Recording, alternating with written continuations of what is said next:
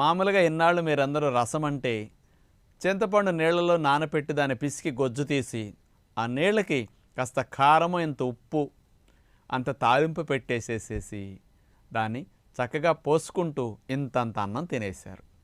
మరి ఆ రసము అంటే జీరో న్యూట్రియంట్స్, క్యాలరీస్ కూడా ఏముండవు, కానీ మీరు అన్నం ఎక్కువ తినేస్తారు. మరి అన్నం ఎక్కువ తినేస్తే ఉద్యోగస్తులు, వ్యాపారస్తులు, పిల్లలు లావ్ అయిపోతారు, షుగర్ వస్తుంది, కొలెస్ట్రాల్ వస్తుంది, ట్రైగ్లిజరైడ్స్ వస్తాయి, ఎన్ని ఇబ్బందులు వస్తాయి రైస్ ఎక్కువ తినేసి నీడపట్టున కూర్చున్నారంటే. అంచేత ఆ రసాల వల్ల అసలు లాభం ఉండదు, మీరు తెలియకుండా వైట్ రైస్ ఎక్కువ తినేసేటట్టు చేస్తున్నాయి.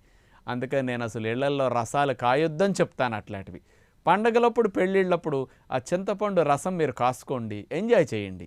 కానీ ఆరోగ్యానికి అలాంటి రసాలు కాయకండి, పిల్లలకు అస్సలు పెట్టకండి.